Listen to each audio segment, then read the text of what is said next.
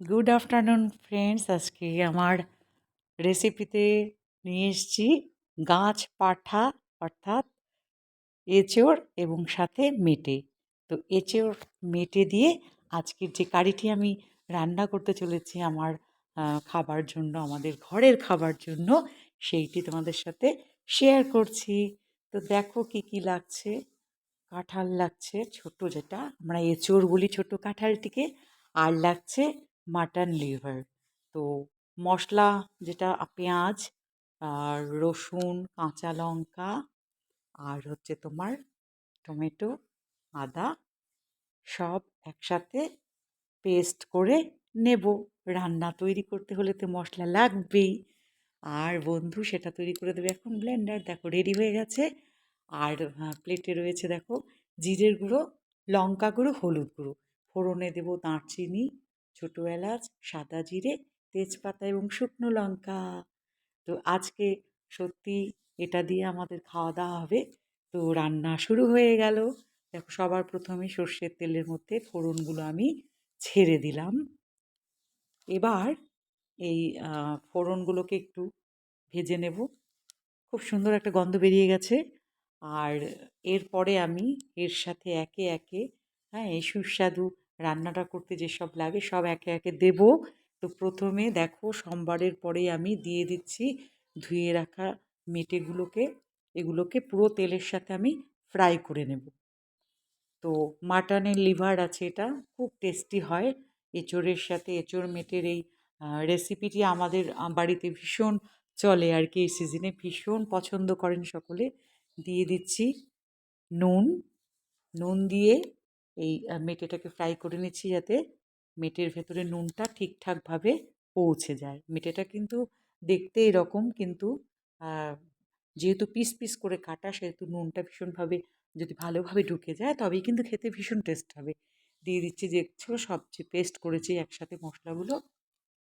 তো মশলার মধ্যে রয়েছে পেঁয়াজ, রসুন, আদা, লঙ্কা আর টমেটো একসাথে পেস্ট করে দিয়ে খুব ভালো করে ওই তেল আর ওই মেটের সাথে এটাকে আমি কষিয়ে কষিয়ে একদম লাল করে ভেজে নেব। তো যেহেতু শুকনো লঙ্কা বাটা দিইনি, দিয়েছি কাঁচা লঙ্কা, তাও সেই জন্য কালারটা সেরকম আসেনি। তো এঁচোড় দিয়ে যেহেতু রান্না হবে, দিয়ে দিচ্ছি চিনি। চিনি না হলে কিন্তু ভালো হবে না। এবারে আমি দেখো একে একের মধ্যে হলুদ গুঁড়ো, লঙ্কা গুঁড়ো, জিরে গুঁড়ো দিয়ে দিলাম।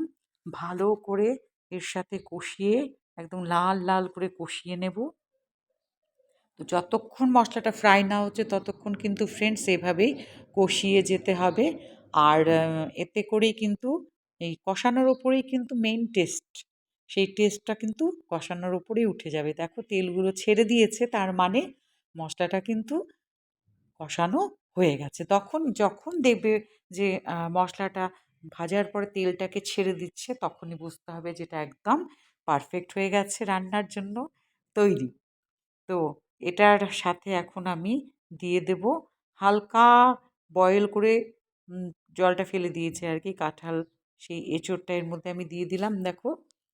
আর তো এখন রান্না হচ্ছে আমার হেসেলে এঁচোড় মেটের তরকারি, বা যে কোনো নাম দিতে পারো তোমরা। আমরা সত্যি সত্যি বাঙালিরা কিন্তু এঁচোড় মেটের তরকারি বা কারি বলে থাকি।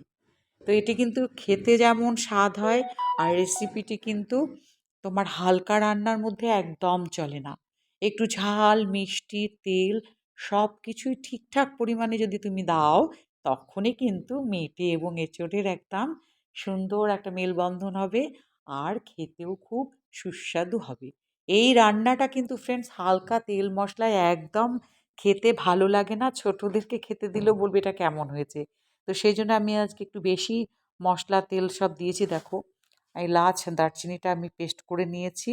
আর যেহেতু এটা তোমার মাটনের লিভার আছে, তো ঘি গরম মশলা ছাড়া গন্ধটা ভালো আসবে না। আর আমি কিন্তু ফ্রেন্ডস আমার রান্নায় ঘি গরম মশলা নিরামিষ বা আমিষ এরকম জাতীয় খাবারে কিন্তু আমি দিয়ে থাকি। এটা আমারও ভালো লাগে, আমাদের বাড়ির সকলেও ভালোবাসে।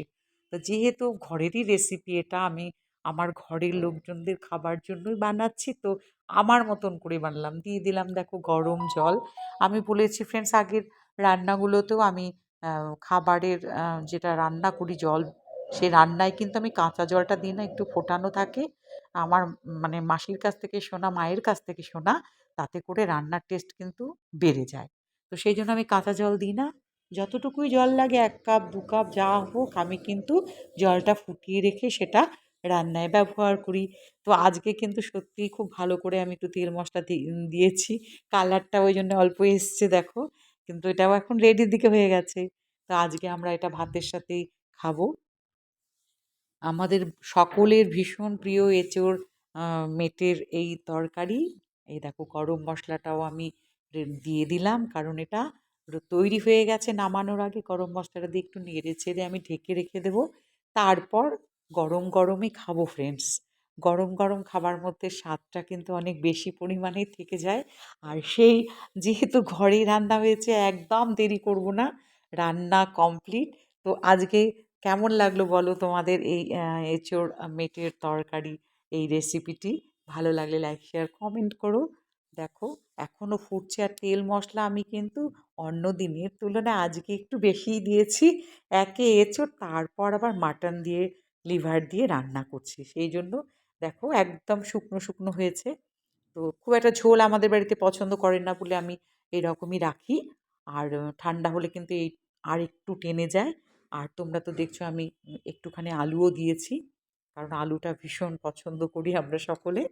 তো আজকে পুরোপুরি তৈরি হয়ে গেল এই মাটন লিভার দিয়ে এঁচোড়। কেমন লাগলো? ভালো লাগলে সত্যি জানিও কিন্তু। আমি কিন্তু অপেক্ষায় থাকবো। আর তোমাদের যদি ইচ্ছে হয়, কেউ যদি কোনোদিন না খেয়ে থাকো, অনেকে অনেক কিছু দিয়ে অনেক কিছু খান না, কিন্তু এই রেসিপিটি তোমরা একবার ট্রাই করে দেখতে পারো ফ্রেন্ডস। আমি একদম মানে বলতে পারি তোমাদের ভালো লাগবেই লাগবে। আমাদের ভীষণ প্রিয়। আর প্রত্যেকেই তোমরা মেটে চচ্চড়ি খেয়েছো। তো মেটে চচ্চড়িটা যদি এইভাবে রান্না হয়, তাহলে কিন্তু তা একটা অন্যরকম একটা রেসিপি হয়ে যায়। খুব টেস্টি, টেস্টি। আর দেখো এই যে ফটোগুলো পাঠালাম, এই যে জোগাড় যন্ত্র করে নিয়েছিলাম তার ফটো, এই যে রান্না হয়ে গেছে তার ফটো তোমাদের আমি পাঠালাম। আর এই যে দেখছো প্লেটে করে আমি নিয়ে নিয়েছি, তার মানে আমি এখন টেবিল রেডি করে ফেলবো। আর সব্বাইকে নিয়ে একসাথে আজকে এই এঁচোড় মেটে তরকারি, হ্যাঁ, রান্না দিয়ে ভাত খেতে, খেতে গল্প করব।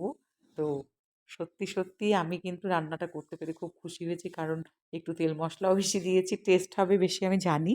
আমি এতটা দিই না, তো আজকে দিয়েছি। দেখো তোমাদের জন্য ফটো পাঠালাম। ভালো থেকো সবাই। টাটা।